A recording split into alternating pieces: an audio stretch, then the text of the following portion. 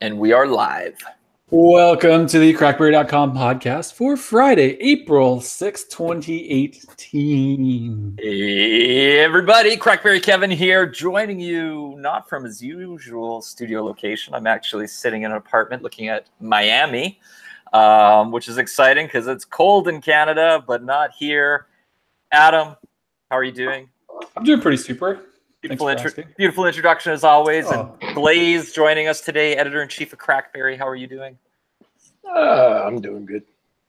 And it's been a few weeks, I think, at least since we've done a CrackBerry podcast. So on this Friday, April 6th, it seemed fitting to jump on and at least say hello for a few minutes. I think there must be some things to talk about. We'll see how it goes. I want to throw one on the list right away for today because it just happened. And I was so excited. I was like, Blaze, Adam, let's record a podcast so we can tell everybody the good news. What? Android Central, not CrackBerry, but Android Central, the #1 website for all things Android, just put out their new report on the best phone for business as of April 2018. And guess who won? Key 1. BlackBerry Key 1 Black Edition. Woo! Woo! There you go. So good. I was going to say if it was like the Key 1 Silver Edition, they need to revise it to say the Black Edition. To say the Black. Okay, let me read it out because they're much better writers over there than on CrackBerry. I believe it was, let's see. Oh, yes. His royalty, Jerry Hildenbrand, possibly the only person equally as cool as Blaze on our Mobile Nations team who wrote the article. He says, and I quote, BlackBerry is legendary when it comes to mobile device management and security and follows that trend when using Android to power its phones. With the BlackBerry Key 1 Black Edition, you also get the keyboard experience that only BlackBerry can offer. The Key 1 is a great way to enjoy Android for people who still want a physical keyboard on their phone and peace of mind knowing a company is concerned about security. The Space Black model has extra, well, he's not technically right. The Space Black model from AT&T has extra RAM. That's what the Black Edition model has extra RAM and memory, and it's all black color scheme. Is all business. Bottom line, BlackBerry continues its reputation for excellent mobile security and having a great thing. Somebody message Jerry. Let's get that fixed. But it's cool. Good job, Jerry and Android Central. And with that, Blaze, it's your show. What are we talking about today? Oddly enough, I sent all you guys the script for the show, at least with the details, but I don't actually know where I put it myself. It's in your email. We're talking about we want to know where Kevin's been because Kevin goes all over and then he almost died in Barcelona. Flashback to the last podcast just came back. Oh yeah, that was right. We haven't heard from you since you almost died in Barcelona. I didn't almost die. Has your butt recovered from Barcelona? Closer than you've been in recent memory. This is supposed to be a professional podcast for. Hey, nobody promised professional. We didn't get that memo. For people who take their hustle seriously and want to be productive on the go with their BlackBerry. But yeah, my butt's fine. I survived. Lived to poop another day. Not 43 times in 24 hours as happened in Barcelona, so that's good. And was home for a few weeks after that. I've been in Florida the last week and a half. Starting with, it was my wife's birthday, so it took a little bit vacation weekend. And then in Miami this week, we've had Mobile Nations management meetings, very serious stuff, working on our 3-year game plan, because that's how we roll. Serious business. Rocking my hat. This is the gym I go to when in Miami. That.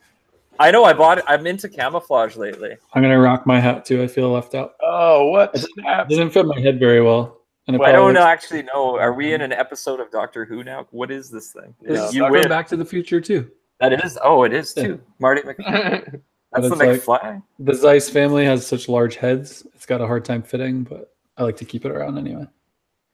Those are all those brains that you have, Adam. Yeah. Exactly. You can keep talking now. Sorry to interrupt you. It's mesmerizing. I have no words. Just do this the whole time. I have no words. I'm just like speechless of the awe and in awe. Oh, Adam, you'll appreciate my shirt. I saw that before. It's very impressive. I used to have one. It doesn't fit anymore because I got fat, but I had an All Valley Karate Championship. If you look at it, though, it's like it's a crossover shirt. So it's like the Karate Kid, but it's also Cobra Commander from G.I. Joe. So See? There's we totally moved this podcast into like 80s podcast. This is just a nostalgia show. But I mean, what year did BlackBerry do its thing? I have a BlackBerry patent on my wall from April 5th, 2000. Okay, so we're a little bit. You guys are like further back than that. Oh my God, I don't think there was BlackBerry in the 80s, but that's awesome. That's nice that you actually have one of those patent prints. Even though I don't have one. I think they offered. I think they offered me one, and I sent it to you, didn't I, or something like that? No, you bought. This is the regular one I bought. Yeah. Oh, that's so cool. Go back. So it just hangs on my wall next to my desk. Yeah. The BlackBerry Griffin. So, on that note, I don't know if you saw my tweet a couple weeks back, but I'm kind of addicted to the. Do you guys play HQ at all? I did until it got like super annoying, and I realized that if you won, you'd still only get like $4. Oh, it's not worth it. Financially, you should only play when it's like now they're doing sponsored ones. They had one for the movie Ready Player One the other week. It was $250. I saw that the other day. $250,000 you could have won on HQ. I missed out. I think they had like 10 people split it, or for 14. But yeah, they won like $25,000 each. Oh, wow. That's impressive. But a couple weeks ago, there was a BlackBerry question. Oh, and you did mention this, yeah. It was wrong. I was so ticked off. So the question was, which of these wasn't a BlackBerry smartphone? And it was something like BlackBerry Atom, as in not Atom like your name, but ATOM. BlackBerry, I want to say Neutron, and BlackBerry something else. Electron, I think. Yeah. And then in reality, none of those are BlackBerry phones. They were code names. Yeah. And the way their question was worded, it was like, which of these was never a released BlackBerry? And I'm like, all of them. That one was the 8700, and the other one was, I think, maybe like the 7130 or something like that, even older. Yeah. So it was just wrong, and I was so angry. So I was leaving comments all the time. I was like. Tweeting to Scott Rogowski, I'm like, this question was wrong. Give me my money back. I want my $7. Was it really wrong though, or was it just a mind play just to see? No, but it made me angry because it's like, what they did, right? They just went to a Wikipedia page for BlackBerry, and they kind of found the historic stuff, and they didn't even like know what they were doing, and they pulled the code names off the page thinking they were device names. And I was like, I don't know. See, I think it's a little bit. That's probably accurate, but I always think it's a little bit more nefarious. Like they knew what they were doing when they did that, because only people who would be deep with knowledge would be able to actually answer the question. I don't think so. I think they had somebody on your approach is probably more accurate. Yeah, they're like, let's do a BlackBerry question. Wikipedia. Oh, look at all these phones. So these two sound like, it's like this one, Electron, and this. Well, how about an Atom or whatever? And yeah, that's how they. I wish it was more nefarious, but all right, back to this script though. What should we talk about? Because we actually do have like quite a bit that happened. It's not like there's highlights throughout basically for like pretty much the past month, because I think it's been about a month since we actually had a podcast. But BlackBerry has gone on a suing rampage. We just talk about BlackBerry suing everybody. I think that will sum up a lot wants to sue everybody who has ever sent a notification and uses a dot to display it. So that's interesting. Tell me more, Blaze. Who are they suing?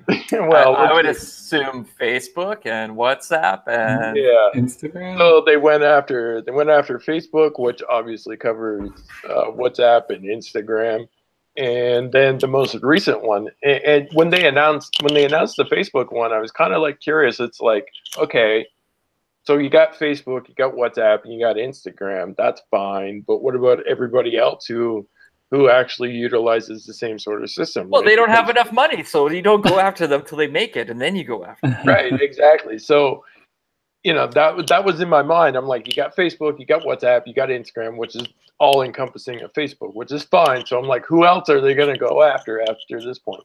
And the most recent one that they went after is Snapchat. So basically, the other day, they filed a patent infringement lawsuit against Snapchat. Wow. Or Snap Inc., the larger organization company, much like Facebook. So, I mean, it's really interesting. Like for years, we've been saying that BlackBerry should go after these people because of the fact that they're all essentially using the exact same patent. Oh, I got quoted the other week too. They went Yeah, they pulled what I forget. It was like a reputable journalism thing, and and they researched an article I wrote from years ago, many years ago. I think it was the Register.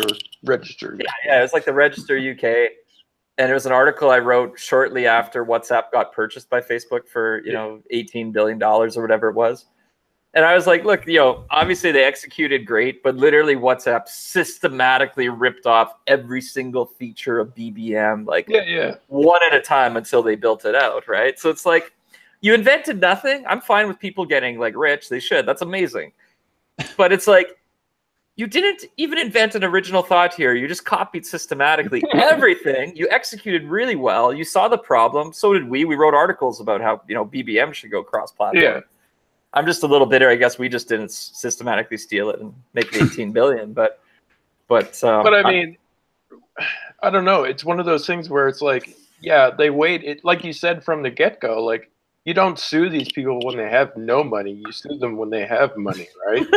But that's the thing. It's like everybody's jumping on BlackBerry. It's like, oh, well, now they're just patent trolls. Well, no, I wouldn't sue WhatsApp back in the day either. They had no money to pay out. But it's kind of funny because BlackBerry, obviously, who was like one of the biggest patent troll cases ever with NTP, right? Who came after BlackBerry years and years back over, I think, push email, right? Yeah. And BlackBerry paid how much? $680 million. It almost crippled the company and knocked them out, right? It was a huge distraction for a long period of time for the CEOs at the time and all the management team there.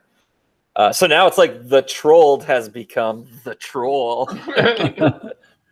But I don't know, man. I Wait, maybe that should be the name of this episode. The trolled has become the troll. BlackBerry's back, trolling everybody. Perfect. All right, you said it. Okay. But I don't know. It's just interesting. It was interesting to watch the landscape because, like you said, you got quoted in an article, and obviously people picked up on it. And it was interesting to see how people were presenting the information because I think the Register was actually one of the people who were like, I don't see a problem with this because, it's one of those things where it's like we were wondering how long it was going to take them for them to sue them anyways. But, there was a lot of articles that were basically just saying, oh, well, BlackBerry's broke now. They're just trolling their patents, which, I mean, to a certain degree, that's probably accurate because of the fact that they had these patents. But why have these patents if you're not going to actually functionally use them anyways, right? So the worst case that happens is BlackBerry loses some money in court and the patents get invalidated and they know that they can't do that. Best case scenario, they make a crap ton of money off of suing people. What if I almost bought BBM, but then bought WhatsApp instead? Yeah. I don't know. Is that public knowledge or I just know that from former BlackBerry? Yeah. So I assume that none of these people work at BlackBerry anymore, but definitely BlackBerry was trying to sell BBM to Facebook because Facebook was shopping around for IM apps, and ultimately they bought WhatsApp instead, which makes it all the more something, right? Because it's like, hey, we're going to open up the books to what we do here. I guess either way, it's not a secret how it's set up and organized and what's patented, right? But it's like it makes it that much more interesting when you have that knowledge that it's like, wow, we wanted to buy you, or we looked where there was talks to buy, it didn't happen. We bought these guys instead, and now, however many years later, it's like, and let's sue you. Although I don't even know if John Chen was there at that time. When? No. What year did WhatsApp get bought by Facebook? Before John Chen. Yeah, definitely before John Chen, I'm pretty sure. Probably not long before. But it was Torsten Hein days? Yeah. Okay. Yeah, that makes sense. But yeah, I mean, even if that wasn't public knowledge, I mean, it's something that was probably always considered anyways in the back end somewhere. Sure, somebody would have mentioned it. Show off your Key 1 Bronze Edition, Kevin. And I say that because it's now actually available in the Middle East. So anybody in the Middle East can actually go ahead and pick one up. I've been trying to get my hands on one of these since it got announced. I'll compare it to the silver here. Got all the Key ones. So you'll notice the logo's black on it. Oh. Why isn't it bronze? Should be I bronze. don't know. Yeah, it should be.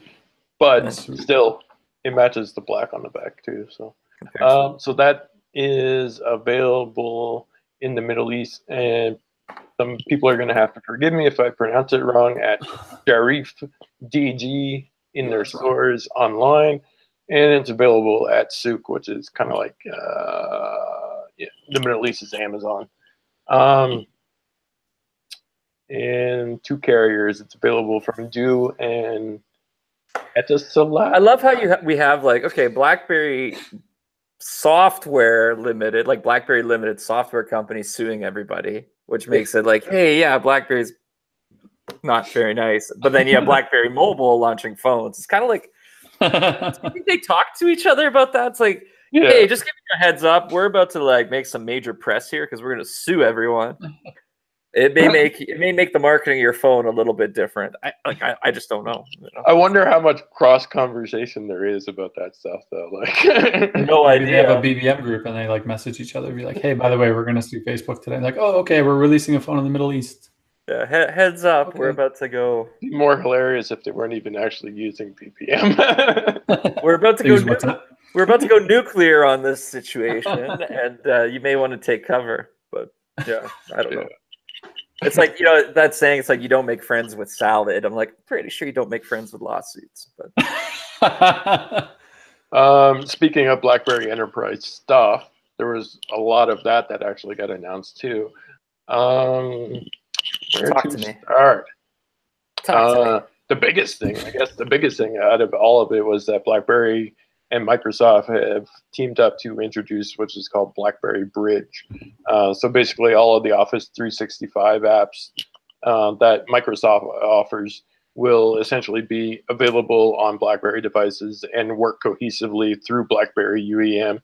So that's one thing that was huge for the business side of things. People who are looking at Jerry's article on the best devices for business will be interested in that. BlackBerry also entered a new multi-year agreement to collaborate on automotive technology with Jaguar and Land Rover. So basically, they have BlackBerry QNX provides all of the back-end systems, and they're actually gonna take, I think it was Jaguar employees or BlackBerry employees, and just group them together and have them all working on technology for autonomous drive vehicles and security within the vehicles and stuff like that. What else? Oh, BlackBerry had their earnings call. They basically rang up some software and services revenue for Q4, which was record software and services revenue. So now we're actually starting to see the point where John Chen's plan is actually starting to kick in. Looking at the numbers, I mean, realistically, I don't even pretend to understand any of those numbers. But what I look towards usually is, the market perception and everything like that comes along with it. And for the most part, the market seemed happy with what was going on and what was actually announced. Wait, but I just opened the stock chart because I wasn't really paying close attention. Yeah. What day was that earnings report? The 24th or 28th or something? 23rd? 28th. Yeah, it was the 28th, March 28th. Yeah, so the stock dropped pretty hard though. It was at $13, $12.50. Now it's sitting at like $10.40. Yeah, but it's been going up and down for pretty much the past 6 months now. Every time that they go ahead and they put out a new announcement that's enterprise related, it was peaking off of the Microsoft news. That brought it up quite a bit. What actually probably dropped it was the whole Snapchat and Facebook news too, because that like I said, that hasn't exactly been perceived very well. So that probably means the market is thinking they won't win. Because if they assumed they were going to win, you'd think maybe the price would. Yeah. I don't know. My former life, when I took finance in university, this was like, those were the days. This could have been my future, just looking at stock charts. Yeah, Yeah, I think. Oh, yeah. The other big thing is that John Chen's staying on as CEO until 2023. So I can't run for CEO for like another 5 years almost. No, and ham sandwich is definitely out. Ham sandwich will be moldy by then.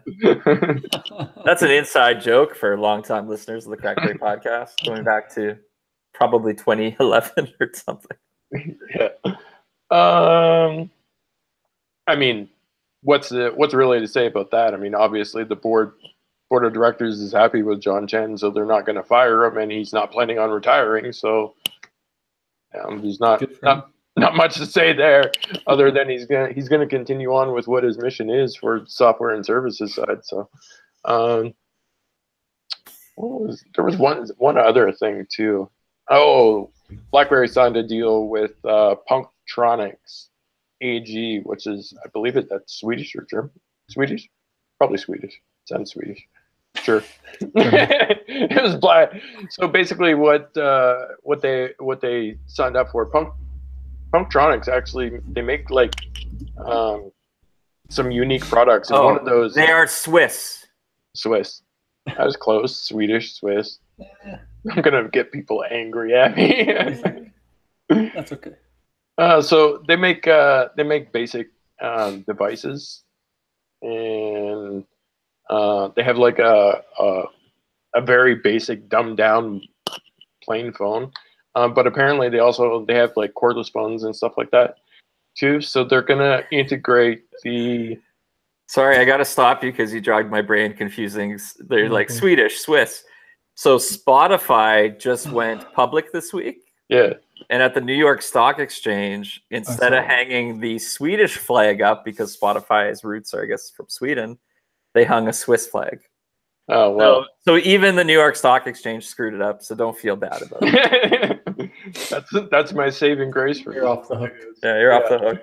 Yeah, if the New York Stock Exchange can screw it up, I'm good. So yeah, it goes back to the BlackBerry Secure licensing program. Basically, Punktronics is going to license the BlackBerry Secure apps and services and everything else that can possibly go into it.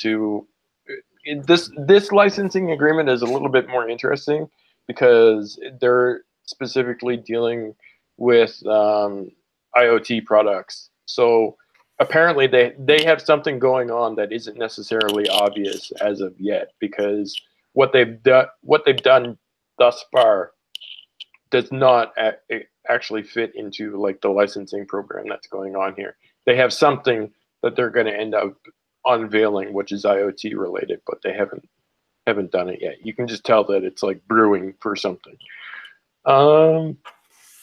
That's all the enterprise stuff. Everything there is all essentially wrapped up. Where to next? What about, was it there with BlackBerry App World? Didn't they stop paid apps recently, or was that somewhere? Oh yeah. So basically, what happened on April 1st? What they did was they didn't necessarily. This is the confusing part. They didn't necessarily remove all of the paid apps. Like if you look in BlackBerry World, there's still paid apps that are showing in there, but you can't actually purchase them. Like all payment systems for BlackBerry World have been shut down. Like the back end. So they're not even issuing like an app update. They just like turned off the merchant services at. Yeah, the merchant services back. Oh my god, that's even worse. That's just like we don't even. Yeah. It's one of those things. It's like we don't have the developer on the team to update the app to push out a BB10 app update, so we're just going to turn it off at Digital Reaper or whatever it is, and it just won't work anymore. And that was the App World anniversary though, because wasn't it whenever it came out was on April 1st. I don't remember what year it was, but yeah, I remember that day. I met with. Oh yeah, but it was announced at CES, and then it happened at April 1st. I remember the day it got announced was a CES announcement in Vegas, and I met with Mike Kirkup. Remember good old Mike, who was the head of developer relations at the time? And I was like, this sucks. Our CrackBerry App Store is going to be screwed with the introduction of the BlackBerry App Store. Happy, but I'm angry. Yeah, it was a good move. But I liked our CrackBerry App Store. Me too. Yeah. So many apps. So I mean, here's the tricky scenario with that. So people obviously can't. They're still seeing apps, but they can't buy them, which is confusing. But I'd like to think that the majority of people already know the scenario at this point. Yep. And you can still, if you purchased an app, you can still download that app. But the other thing about that is that it's also developer reliant. Like a developer can go in there and remove their app, even if you paid for it at any given point in time. So it's kind of confusing in that regard. We're assuming like the logins still work for developers to log into the system and actually remove or add apps. Yeah, all that stuff should still be working. They sent out a developer notice that we posted and let everybody know about it, but apparently it wasn't necessarily made clear what would happen. Oh well, it didn't appear as though that it was made clear what would happen with the purchased apps, and that's kind of like the line. It's like, yeah, you can still download everything that you purchased, but it's also developer reliant. Like that developer can go in and remove those apps, which is kind of unfortunate because, you know, if a developer gets cranky or whatever, they can just go in and remove their app. And you know, whoever paid for the app at that point in time is SOL, right? So I feel like you got to think anybody who's bought an app from AppWorld has kind of gotten their money's worth out of it at this point. Yeah, but I mean, I get what you're saying, and it sucks for people that are still using them. You know, it's a two-way thing. It's like, yeah, I paid good money for this app. Why can't I still continue to use it? Good old Perryweather. Yeah.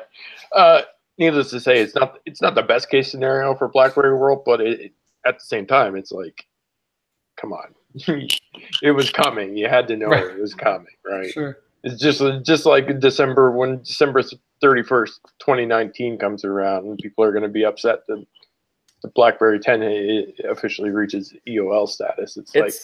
It just surprises me, like, you know, obviously we've been all in on Android Berry and Key One for a long time now, because that's, you know, that really is BlackBerry today and future.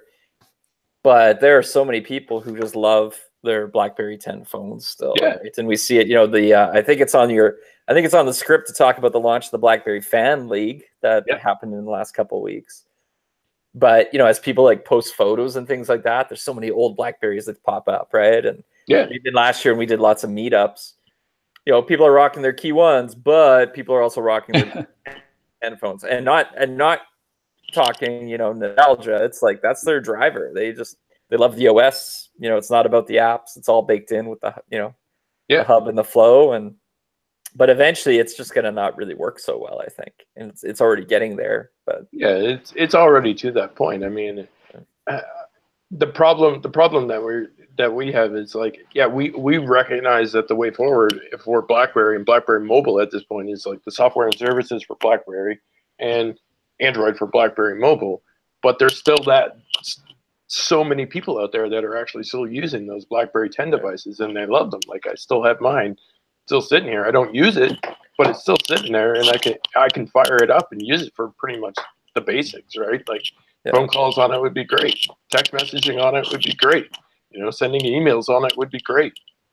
Maybe not web browsing, because the web browser is kind of like, but. You know. Hey Blaze, question: do you have like a microphone on your headphones that's hitting your chain or something? I was just gonna ask you that. I think that's what you have. I think it's like, I think you're like, oh, that might also be why I couldn't change it. Because every time you move, it hits your chain and sounds like you're. Yeah, my bad. Y'all gonna have to deal with it because I can't. Like, that's Blaze. Everybody be like, "Oh, I'm so sorry." Blaze like, "Yeah, you all gonna have to deal with it." Sorry. I can't reboot in the middle of the podcast. Blaze makes no mistakes. All my kids all my kids, not like I make it sound like I have 50 of them, but my two youngest kids, I gave them like all my old phones to use. So we literally have like a bin of phones, and it's funny because they'll be playing with like old Blackberries and like bring them over, and I'll like start holding it. You know, and you get like super nostalgic for like the Bold 9900 because it's so much lighter, and there's just like, you know, I long for the days when you just have this small phone that was in your pocket, you know, and you could just like pound out messages, and you could only really like email and go on the web and use a couple apps here and there. But now it's like everything's so overwhelming. But I like miss the days of just having like a little phone to use. My Torch 6800 came out the other day, and I was like sitting there just sliding it back and forth for hours. Like, those are the good old days. Yeah, and I mean, realistically, not everybody needs a device that actually does everything that Android does too. So yeah, I get it. Like if I had the means, I would totally just keep using a BlackBerry. Yeah, or something old school. Yeah, it's one of those things. You talked about the Fan League, Kevin. So why don't you tell us what Fan League actually is? Yeah, no, BlackBerry Mobile launched a fan league, which is how would I describe it? It's like Justice League, but for fans. It's a Justice League for fans. No, so there is a website you can go to on your computer or your BlackBerry device, mobile device. I believe the URL right now is blackberrymobile.socialtoaster.com. That's the platform they partnered up with to do it. And basically, you connect your different accounts you have, Instagram, Facebook, I think Pinterest, like maybe LinkedIn or Twitter, that kind of stuff. And then from there through or I think even just email address if you want. And then basically BlackBerry Mobile's assigning different like activities or tasks or things that can earn you points. So it might be things like resharing a social post on Facebook or Twitter, or following somebody on Instagram, or going to a YouTube channel, which you can also connect. And then take a survey, or post photos with a hashtag, and all these things get kind of monitored and pulled in by the platform. And then you earn points for them. And then there's like this big leaderboard, which is crazy to look at because, CrackBerry Kevin's always like, I'm the #1 BlackBerry fan. I'm like, clearly I'm not, because there are like, I think right now I'm in like 1,000th place or something. I'm getting crushed by everybody who's even more hardcore with all these points. And then there's prizes you can earn. So, they're doing phones and giveaways and swag and stuff like that over time, which is pretty cool. I think it's good because, we often see like, if you think about even the CrackBerry forums or on Twitter and all that stuff, like there's lots of BlackBerry like hyperactive fans, like we want to do things. But I think for many years now, there hasn't been that way to do things. So this kind of gives BlackBerry Mobile like a connection to all of us, I guess, where they can speak to all of us at once and have us take actions that are kind of beneficial to what they're after, but kind of unites us all together too in this different way. Seems cool. It got some pickup in the news. I saw some was really positive. Some was like a little bit, it seems like, social is social. This is maybe putting a little too much structure to it, but the engagement seems good.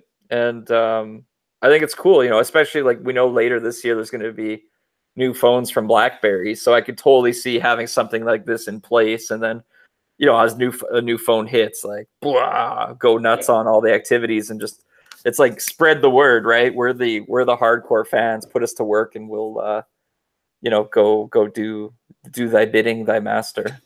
Yeah, it's cool. They sent out an email. I think it's probably the second or the third with the winners for this month. It listed off the winners and everything, so you know who actually won and all that.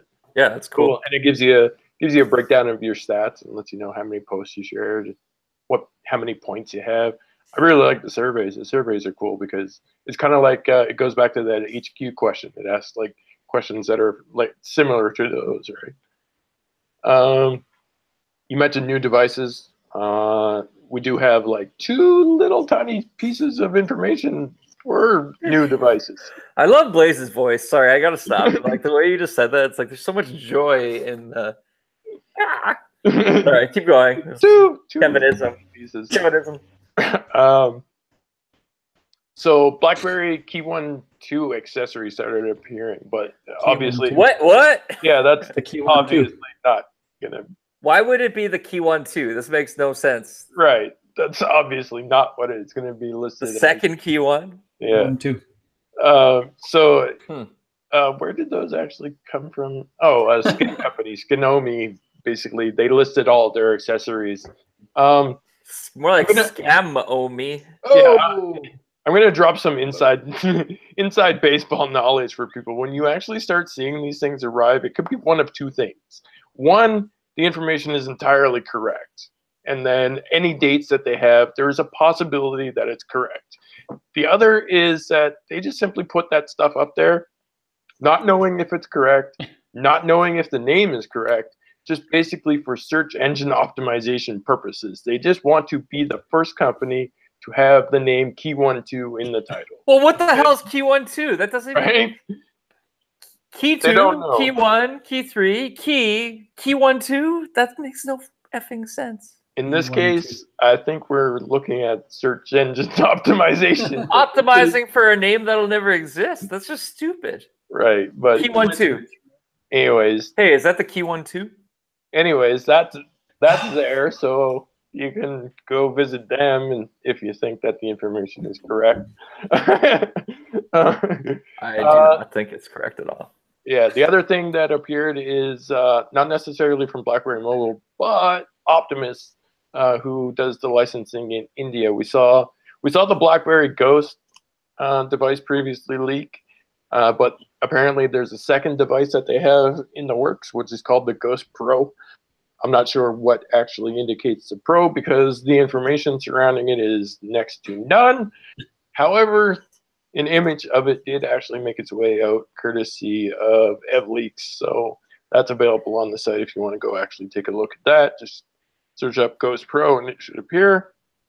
I don't really have much to say about the Ghost Pro because it's really just a basic image. Like, hey, here's a device. It has a BlackBerry logo. I feel like, but it's interesting because I think, BlackBerry Motion obviously launched, and it feels like that phone has been pretty quiet since, right? Like, and that's what I always wonder about something like the Ghost Pro. It's like everybody gets a BlackBerry with a keyboard. And I actually like the story behind the Motion, huge battery life, waterproof, etc. But kind of just like, I don't know, doesn't feel like it has the same like a keyboard phone gets. Everybody gets that niche, right? Yeah, everybody understands that and the purpose why they would want to actually use it. With a slab phone, it's kind of less obvious. But so in this case, like, we know with the Key 1, which went for sale by Optimus, that came from BB Mobile, but with the Ghost Pro, this is like a made in India phone for the India market, I guess. Yeah, that's the Ghost Pro is apparently totally controlled by Optimus, and when we say that it's totally controlled by Optimus, it's kind of like the BB Marapude thing. Like, you may never see this just because TCL, gave India the Key 1. That doesn't necessarily mean that Optimus is going to reciprocate and bring the Ghost Pro to the US or anything like that. As far as we know at this point, it's strictly a India-only device, so it may not even hold any relevance outside of India. Right. It's kind of I don't know, I kind of wish that they would, just to sort of get the brand name out there. But at the same time, I don't know what that device is or what it consists of at this point. So it's like, maybe they should just keep it for now. Don't know if it's actually a good device or not. Any release dates tied to it or not yet? Nothing other than that actual image. Like, there's nothing. Not even. I mean, presumably it will be running Android 8.1 when it releases, but other than that, there's nothing other than that image. I'm starting, like, even though I just got the bronze edition here, the bronze berry, which is hitting, I'm starting to get antsy for like the follow-up phone, like. Yeah, totally. For the Key 1-2, you mean? I really want the Key 1-2. Is it the 2 or the Key 1 TOO? Because that would be, like a proper sentence. It's like a Star Wars name, the Key 1-2. It sounds like that. Maybe it's the Key 12. Put a 1 and a 2. Ooh, watch out for this guy. They're just spelling it fancy. It's like 1, 2, 12. That's the inside joke. Oh boy. Key 12. No. I think that's pretty much. Yeah, we can actually hit on this because this is relevant for long-term BlackBerry 10 users. There was actually a new OS update that showed up on BlackBerry servers. I don't know if it ended up on devices officially, but the OS is available for download through the autoloaders in the CrackBerry forum, so you can download the files. obviously it's a 10.3.3 build. It just basically looks like security fixes and some changes that they implemented on the back end for how apps are installed. But other than that, it's just a BlackBerry 10 update. The Priv also got updates. If you guys remember, the Priv was not, they took the Priv out of the monthly cycle of updates, so it no longer gets monthly security updates. But this new update started appearing on Priv devices at the end of last week, beginning of this week. So BlackBerry's still actively pushing out updates for the Priv. It's nothing huge. It just covers security updates, but at least it's there. So make sure that you get that downloaded if you're on a Priv. And that's it. Love it. That's all. You did a fantastic job, Blaze, of running through the news. That was actually like a lot of stuff. I know. I'm getting better at reading through it and placing it in parts where it's supposed to be. Short time podcasting, you're getting so good already. Right? if we did them daily, I don't know. You would leave us to be on TV or radio. I have a face for radio. Let me go to my Twitter, because before the show I did say, hey guys, we're recording a CrackBerry podcast today. Any specific topics you want to hear discussed? So let's see if there's any good topics. This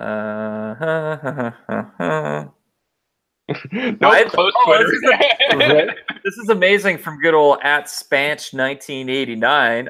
I'd like to discuss the new BlackBerry Storm and SurePress 2.0. Oh, also, the dual bootable system, BB10 and Android. LOL. But seriously, the new BlackBerry Storm!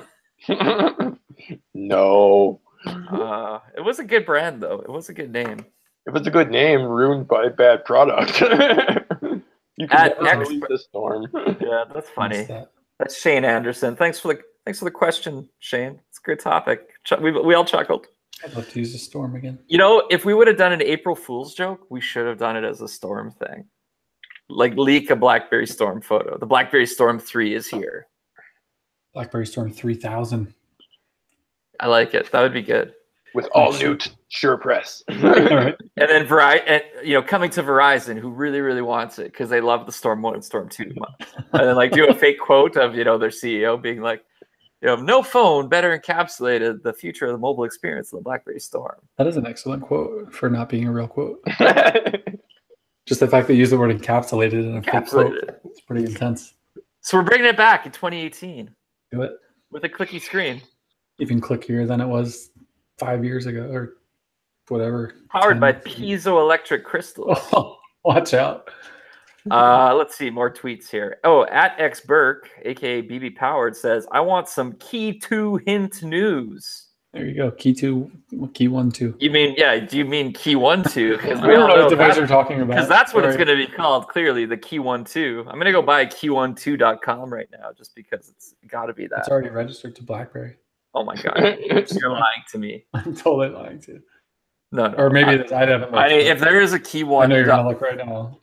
key12.com, I would no. I feel like Kevin would register and make a landing page that just says this is not going to be the Key 1, 2. If you landed here, it's called Key 2.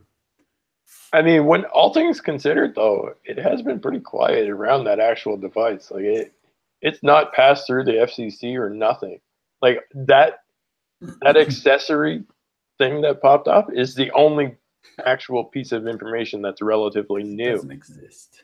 It's like curiouser and curious. I don't know. TCL usually has. So what's interesting is there's not a BlackBerry Key12.com. There is a BlackBerry Key 2 spelled KEYTWO that's registered. It says website coming soon. Let's see who owns it. These are like the games we used to play. I gotta know. If it's registered by like somebody legit, it's like, ooh. It's registered by Google, it looks like. No. Is it? Or Apple. Who is? Come on. Who is? Look up. 1 second. Almost done. That's what we used to do in the good old days. Brainstorm 10 names and search out the domains, see if they're registered. Searching. BlackBerry made it easy though. Registered by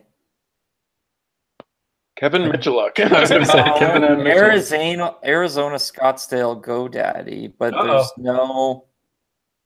Interesting. Did you do it, Blaze? Did Michelle do it? No. That's just GoDaddy's private information. People are smart these days. They hide behind the free Who Is documents and shit. Yeah, Behind exactly. the internet. Interesting. I don't think we have a news story there just yet, but I'm gonna. We'll make one. I'm gonna keep looking. We'll figure it out. Let me go back to Twitter. Oh, while I'm looking through Twitter here, I do want to say happy early birthday to my pops, who's turning 75 years old tomorrow. Yay. Love you, Dad. Happy birthday. Sorry I won't be there to celebrate with you. Oh, I'm disappointed in it. he's probably disappointed in you too. I know, that's fine. But I will see him soon. For all I don't know. kinds of He's not different huge reasons. about celebrating birthdays. I'll go back and help him do some work at the cottage. I'll help him build a new cabin. It'll be fine. Why no? Oh, here's a question. Why no motion promotion? That rhymes. Why no motion promotion? Sales or marketing? Nobody I know has heard of it. Family has too. It's a great phone. Yeah, I mean, it's a good question, right? Probably it's expensive to do lots of marketing. Might be the first thing, or I don't know. There hasn't been a lot of motion promotion, has there? No. Because which Canadian carriers have it? All of them? None of them? Yeah. Not TELUS, Rogers, and Bell all have them, but they're all available online. They don't actually Right. actively promote it. Limited rollout. Yeah. Yeah, I wish I had a better answer why no motion promotion. That It could be doesn't have a keyboard. that's just it, hey? I think so. I don't know that there's. But I some reason mean, to you know, you go through the effort to make it, right? Like you produced it. If it's I don't know, I guess it's just maybe a bad bet, right? I don't know. I think so. I feel like it would be wasted dollars to put too much promotion behind it. Yep. They got to save up for the key one too. You went. Yeah. Well, I mean, it's no different than back in the BlackBerry 10 days when they would release a non-keyboard phone like the Leap, for example. The Leap didn't get much promotion, so the Z30 was launched in the middle of the evening and nobody even knew it existed. So it's like, That was a good phone too. yeah, Z30 was freaking excellent. I missed that one. More comments. At Justin Sky says, a plea for BlackBerry to make another phone with their own software. As in, I guess, BB10. Yeah. Maybe the Key 1 2 will ship with BB10. I doubt it. I doubt it too, because there's not going to be a Key 1 2 just makes me want to punch myself. They need to make BlackBerry 10 versions like they have the Black Edition. They could have the BlackBerry 10 edition, but not really. Like it. It's a bad idea. Oh, at Duke. Oh, this is fun. At Duke Mustafa wants us to talk about Facebook. Have you guys deleted Facebook yet? I can't delete Facebook because I run the CrackBerry account. Actually, I wrote a post. I think it was for Maybe iMore should and CrackBerry make a Social. statement and delete its Facebook page like Elon Musk and SpaceX and Tesla? I ran a bunch of scripts that deleted all my previous posts and info. So my account's still there, but everything I've ever posted is gone. It took me like 4 days. Wow. So are you legitimately not down with the Facebook then? You're like, peace out. I know you left social, so it's easier. Yeah, because I don't really use it, but I still use Messenger and stuff. And same thing with Blaze. I have a couple local pages and stuff that I manage. So I kind of have to keep it, but everything all the way back, I forget when I signed up, 2007 or something like that. I basically just deleted everything ever, untagged myself from every photo. Wow. Deleted my photos. And no joke, it took 4 days, but there's actually, I wrote a post for iMore. So you can, if you want to get rid of all your Facebook data without actually killing your account, you can read that. Wow. And I took out all my personal stuff and changed all my things so nobody can see them and all kinds of stuff. So yeah, I went pretty hardcore. I didn't go that nuclear, but I went in and I removed all the old apps and I set all of the permissions. It's kind of liberating. To just only my friends. Nobody else can actually see that. And I cut my friends list by 100 people. So really, so you guys are actually just going hardcore. I did it for the fam too. I did because my oldest son is 15 and he had Facebook, so I went through and ran it all on his. And actually, my wife's was pretty funny because I realized that apparently the only thing she's ever really done on Facebook is liked every single post that she's seen. Because the script as it's running, it tells you like how many it comes across, and like the average person per year for likes for me, I mean, it was like a couple hundred, and by the time I would get through a single year for her, it was in like 2,000, 3,000. She literally went through and liked like individual photos and everybody's posts. It took forever, but yeah, I went all out and kind of. You're just like you're kind of like screw Facebook then. That's interesting. Because I've been off social forever, but I mean, I don't have like a use for it anymore. I find when you said I'm off social, I'm like, I get it. Don't look at Twitter because it tends to be. I actually deleted all my old tweets too. If you look at my my Twitter page, none of my. Oh, so you're removing your public digital footprint page. I'm leaving. Yeah, like my account's still there because I just I don't want to give up my sweet account names and stuff. But yeah, I went in, I downloaded my Twitter archive and actually ran a thing and got rid of all my old tweets and stuff. I did that too. Instagram I deactivated. Yeah, I went through everything. I killed over 100,000 tweets on my Twitter account. I downloaded my archive and killed off 100,000 tweets. So there's that's what I did. My thing shows that I have like 8 tweets or something now. But so you did that on your Blaze account, Blaze? Yeah. Wow. There's only like 5,000. I had like 100. So what was your reason for that? You just don't want it. Like I'm missing something. I read a bunch of stuff ahead of time, and it's basically like if you honestly think about like posts you made on Facebook in like 2007, like there's really no point for a lot of the stuff to be there, because it's such a short time span. So having posts on Facebook from like 10 years ago, like there's no reason for them to just be. Okay, so here's been my theory of why I wouldn't want to delete it is, let's say I'm 95 years old, lying in my, I don't know, hospital bed or bed. Possibly by that time, my head is preserved in a jar with and I can have mind control. I don't know. This guy.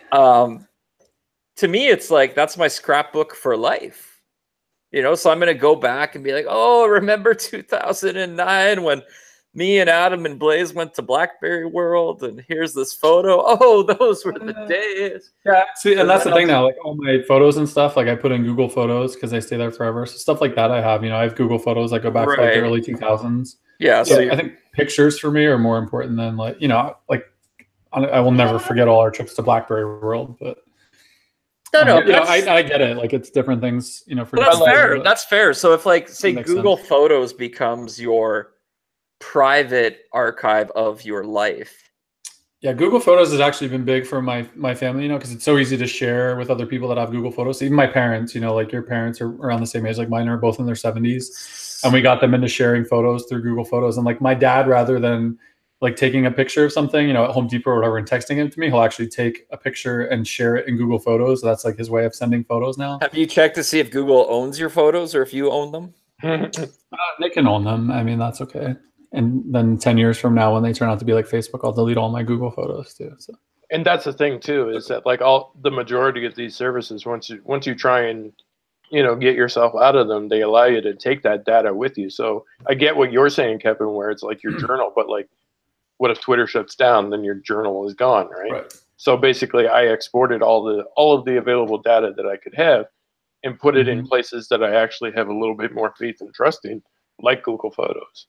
I actually went into Google the other day too, because there's somebody posted on Reddit this huge thing of it's like all the info that people have that you don't know about, and it was all these links in Google and stuff, like your location history, and it had stuff from like the day I signed up for Gmail, like.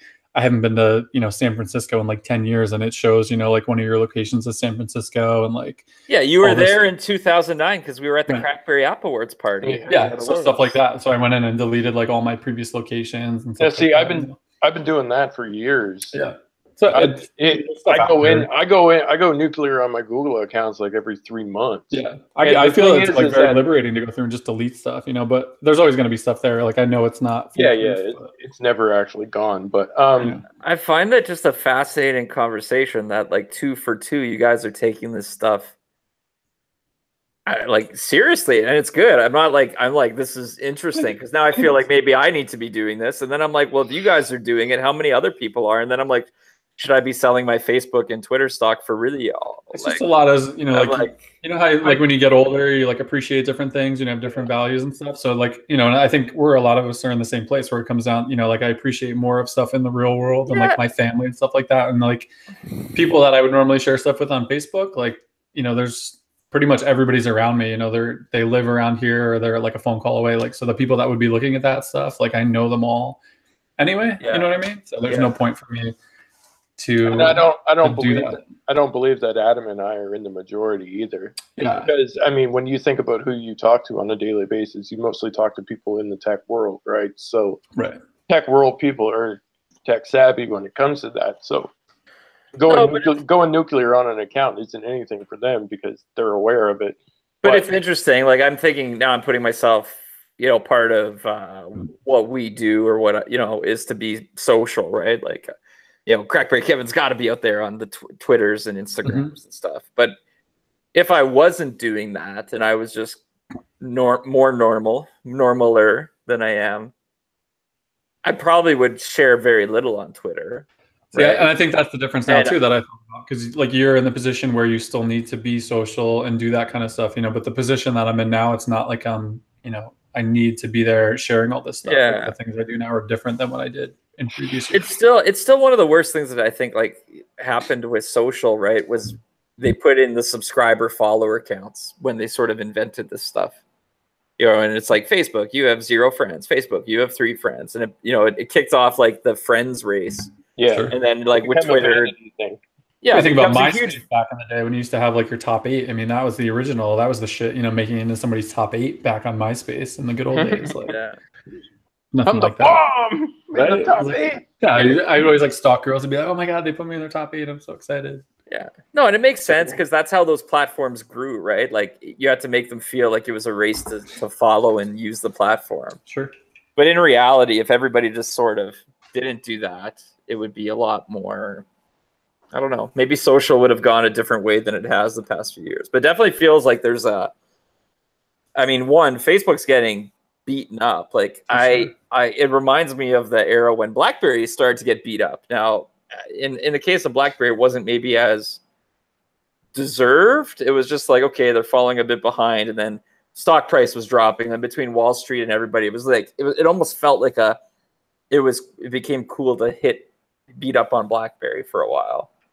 But right now it almost feels like Facebook takedown, it's like maybe more that they deserve it in this case, but yeah, everybody's just like day after day. I'm like, ooh, what Facebook article am I gonna read now?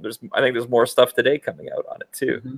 Yeah, but in those scenarios, I also try and take myself out of the headspace too, and like, my mom's not deleting her Facebook. My aunt's not deleting her Facebook. My cousin, who is the same age as me, she's not deleting her Facebook. Like, she doesn't care about that. So that's where I say there's a line between the people who are essentially hyper connected and aware of these things on a daily basis. Yeah. Like if you're being told to delete your Facebook on a daily basis and you're reading articles about it on a daily basis, then chances are you're going to be affected by that. But the normal everyday people that I talk to are not out there deleting their Facebook. I don't think that it like you said, people are beating up on Facebook. I don't think there's any real impact that Facebook has felt as of yet. Other than the fact that maybe they're losing some possible influencers from the stuff's platform. Changing. I mean, in our industry, and it's really interesting. Like this is, when Kevin's not talking about Blackberries and that, part of what I have to do is try to keep ahead of what's happening in the publishing business, right? Online publishing. And the power platforms have to make or break people and businesses is crazy. And, one of the big things that's happened recently is, Facebook changed its algorithms in the wake of the fake news, scandals or whatever you want to call them.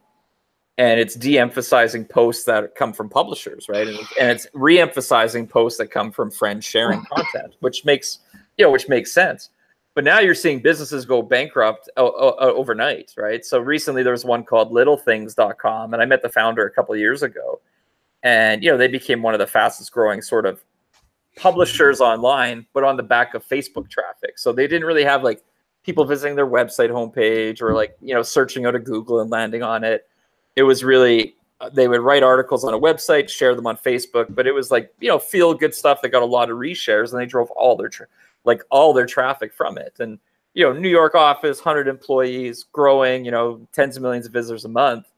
And Facebook like tweaked that one change on their algorithm, and poof, they're out of business 2 months later. Disappeared. Right? And you know, even Vox Media, who runs sites like The Verge, you know, they just laid off a bunch of their video team because they, you know, I remember reading the article maybe 2 years ago or last year when they were doing the redesign, and they were talking about like, here's who visits the website and this, and here's this massive growth we're having on Facebook. So we're going all in on Facebook video to reach, you know, more of the billion, you know, 2 billion people on Facebook, whatever the number is. And then it's like, woof, gone, right? Like, and it's crazy. So, you know, it's like Facebook, for being as big as they are and such an institution of the internet, it's like they've never figured the shit's always changing. And it's like this past 18 months, you know, going back to election and everything, between fake news and these things happening and now this privacy piece, I'm like, man, I you know, I wouldn't want to be that team dealing with it right now. Like every day is going to feel like hell if you're Zuckerberg, right? There's just so much stuff and nothing is going your way right now. Yeah. Like, every single thing that's happening is like, you were here and it was peaked, and now it's like bad thing, bad thing, bad thing, bad thing, bad thing. And no matter what you do, it's always going to be. It's all bad things, right? Like, it's going to be really interesting to see what they do next that has a perception of like, oh, this is a good thing for the, you know, trust and everything else. Right now, it's like just deal with a lot of bad stuff, and when it, you know, momentum, right? You get it in both directions. You get it on the way up, and then you get it on the way down. And on the way down, it's like, woo, it picks up speed, and it's hard to stop. So I'll be very curious. Guys, I got my calendar pop up. I have a meeting I have to jump on in 5 minutes. This has been a fun catch up. I hope for those listening, you've enjoyed it. I just enjoy talking to Blaze and Adam because I haven't connected with you guys in a while. So if anybody else enjoyed it, then that's just all the bonus. Hopefully you learned some things that were of interest, and we look forward to doing this again. And you guys look fantastic. You look great too. Glad it's winter is almost over. Thank you. Yeah. Although it's still freezing in Winterpeg, so I'm like, not in a rush to go home. It's nice here, but when you get outside, it's like the wind is blowing and it's super cold. So the sun is very, very deceiving. Canada. And I'll leave with one last tweet because I like it. Maybe it's our action to take between now and the next podcast. Ian Gallagher at Ian J. Gall, Gall, would like to say, we should discuss the fact that there should be a RIM/BlackBerry Origins movie chronicling the birth of the smartphone through the genius of Jim Balsillie and Mike Lazaridis, etc. And you, CrackBerry Kevin, should get a cameo. Well, we can make that movie. Can we like put it on Kickstarter? I was just gonna say, why don't we get a Kickstarter going? BlackBerry, the movie. We could get CBC funding and everything. I had a good guerrilla marketing idea for BlackBerry the other day as I look out the window. Sort of related, not related. Right next door to where I'm staying here, there's a farmer's market every Saturday. And I was like, ooh, we could set up a BlackBerry stand at the farmer's market to sell Blackberries. And we could do that around the world. And it could be like every farmer's market has Blackberries. And we're done. Yeah, that's what I thought. Yeah, I knew you'd like that one. Thanks for saving that for the end. I did, just for you. Appreciate it. Okay, cheers, everyone. Thanks to our sponsors. Do we have any sponsors this show? Thrifter.com. Thrifter.com. I'd like to thank BlackBerry Mobile. Go buy your BlackBerry Key 1. Maybe soon a BlackBerry Key 1 2 or not. Because Oh, Jesus. Just buy 2 Key 1s. There you go. maybe that's what they meant. Buy 2 Key 1s. Okay, take it easy, everybody. Take care, guys.